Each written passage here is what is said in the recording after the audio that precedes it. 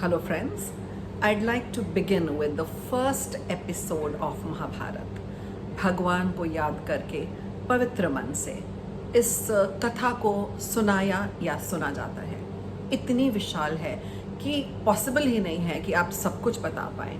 उसका 1 मिलियंथ भी अगर मैं बता पाऊँ तो मैं अपने को बहुत वो समझूंगी कि मेरे को भगवान ने ब्लेस कर दिया कि मैं इतना भी बता पाई।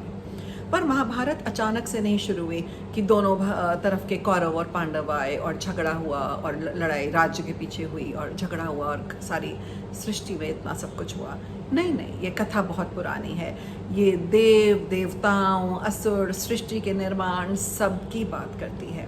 वहाँ से चालू होके धीरे धीरे इतने सारे श्राप और इतने सारे वरदानों के बल पर ये कथा आके एक जगह इकट्ठी होती है और इसका जो कल्मिनेशन पॉइंट है वो महाभारत है। इतनी बड़ी लड़ाई कि आपके कल्पना से भी परे है और धर्म के आधार पर। तो इस कथा में कितनी महानता है ये एक बार में तो कहना मुश्किल है, पर मैं चाहूँगी कि आप हर बच्चे को धीरे धीरे छोटे छोटे ब्लॉक्स में सुनाना शुरू करें। मैं इसकी बिगिनिंग से भी पहले जाऊँगी और आपको अगर लगे कि आपको इसके बारे में ज़्यादा पता करना है, क्योंकि हर चीज़ बता नहीं पाऊँगी, तो आप ज़रूर एक मैसेज छोड़ें। मैं लोमहर्षण से शुरू करती हूँ। उनके लोमहर्षण एक राजा थे और ऋषि होते और उनके पुत्र उग्रश्रवा श्रेष्ठ पौराणिक थे। वो एक बार कुलपति शौनक के 12 वर्ष के सत्संग में गए। वहाँ पे तपस्वी और ऋषियों ने उनसे विनय किया कि वे महाभारत की कथा सुनाएं। ये हमारे बड़े ऋषि मुनि थे जिनको ये सारी कथाएं पता होती थी और ये कथा तो ऐसी है कि हर कोई सुनना चाहता था। उन्होंने कहा कि वे परीक्षित के पुत्र और जन्मेजय के सर्प सत्र में गए हुए थे। जन्मेजय ने एक सर्प यज्ञ किया था जिसमें सारे सांप गिर के मरने लगे थे। इसके बारे में मैं अगले एपिसोड में बात करूंगी। और उन्होंने श्री वैशंपायन जी के मुख से श्री कृष्ण द्वारा निर्मित महाभारत ग्रंथ की पवित्र और विचित्र कथा सुनी। मैं वही वेद व्यास द्वारा लिखी गई कथा सुनाऊंगा। तो जो ऋषि थे, ऋषि वैशंपायन, उन्होंने कहा ये कथा मैं आपको सुनाऊंगा। ऋषि व्यास महान ज्ञानी थे। उन्होंने इस महान ग्रंथ की रचना के बाद सोचा इसे कौन लिखेगा। वो सबको ये ज्ञान बांटना चाहते थे और बताना चाहते थे। तो उन्होंने सोचा कि ये कार्य कौन संपन्न करेगा। तो ब्रह्मा जी खुद उनके पास आए और उन्होंने कहा ये काव्य महाभारत क्या चीज़ है। जब उन्होंने उसके बारे में बताया कि ये वैदिक लौकिक वेद उपनिषद भूत भविष्य धर्म तपस्या बुढ़ापा मृत्यु भय पृथ्वी सूर्य नक्षत्र न्याय आदि सबका वर्णन है, तो ब्रह्मा जी ने कहा इतने बड़े ग्रंथ को लिखने वाला नहीं मिल सकता आसानी से। तो उन्होंने प्रसन्न होकर कहा कि ये काव्य कहलाएगा, एपिक कहलाएगा, ये एक कोई ऑर्डिनरी चीज़ नहीं होगी। और उन्होंने कहा कि पूरे विश्व में इससे अच्छा काव्य कभी नहीं लिखा जाएगा। तो जब आप आजकल ग्रीक वाले सुनते हो, ओडेसियस और आप ये सब सुनते हो, दूसरे वाले जो एपिक्स हैं इलियड वगैरह, उनका महाभारत के आगे कोई मुकाबला नहीं। इसके जैसा ग्रंथ और एपिक वास्तव में दोबारा नहीं लिखेगा। उनके कहने पर व्यास जी ने गणेश जी को याद किया। उन्होंने कहा कि मेरे मन में ही एक महाभारत की रचना की है, मैं बोलता हूँ और आप लिखते जाइए। गणेश जी ने कहा कि अगर मेरा कलम एक क्षण के लिए भी नहीं रुकेगा तो मैं लिखने का काम कर सकता हूँ। व्यास जी ने बिना किसी रुकावट के कहा कि कोई भी श्लोक का अर्थ समझे बिना उसे नहीं लिखना। जब तक वह समझते उस श्लोक का अर्थ गणेश जी, व्यास जी दूसरे श्लोक की रचना कर लेते थे। जो श्रद्धा से महाभारत का अध्ययन करते हैं उनके सारे पाप कहते हैं नष्ट हो जाते हैं और कोई ऐसा ज्ञान, ऐसी विजडम और ऐसा घटना नहीं घटित हुई जो महाभारत के पन्नों से परे है। तो सच्चे मन से भगवान को याद करके अगर आप इस ग्रंथ की कथा सुनते हैं, इस काव्य को सुनते हैं, तो आप वाकई में धन्य हो जाते हैं। तो सबसे पहले शुरू मैं कहूँगी आपको, उससे पहले जाने से आप बहुत कंफ्यूज हो जाएंगे। जन्मेजय भाइयों का श्राप के बारे में बात करूँगी। जन्मेजय अपने भाइयों के साथ यज्ञ कर रहे थे।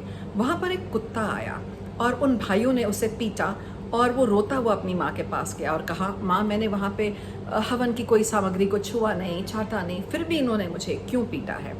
तो जो देवताओं की कुतिया थी उसका नाम था सरमा। उसे बहुत गुस्सा आया।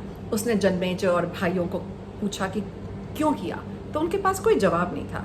तब उसने गुस्से में आकर श्राप दिया। देखो, तब जो शुद्ध अच्छे भाव से हम देवताओं के जानवर वगैरह भी थे, उनमें भी पावर थी, शक्ति थी।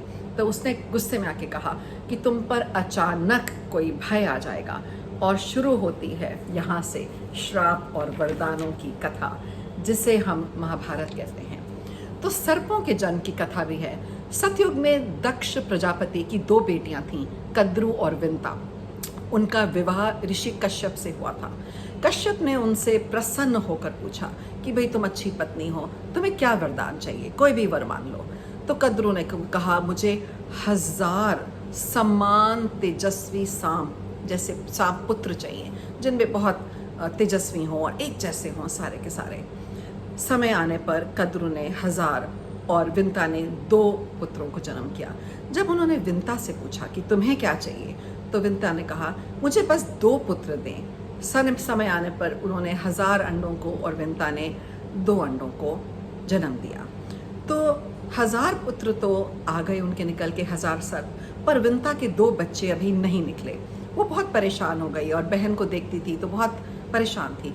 तो उसने उतावली होकर एक अंडा फोड़ा, और जैसे ही उसने वो अंडा फोड़ा, उसमें से एक बच्चा जो पूरा तैयार नहीं हुआ था, पूरा पका नहीं था, आधा शरीर पका था, उसे बहुत गुस्सा आया। वो बाहर निकला और उसने उसको श्राप दिया और उसने कहा, तू अपनी सौत की 500 साल तक दासी रहेगी।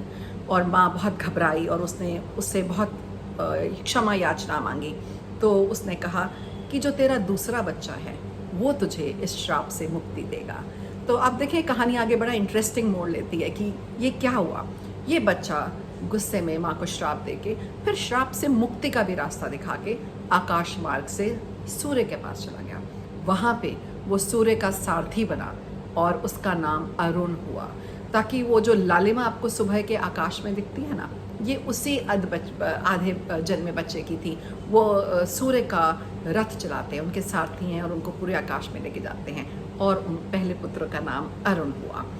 और इसी से रिलेटेड है समुद्र मंथन की कथा और अमृत की प्राप्ति और उस पर झगड़ा।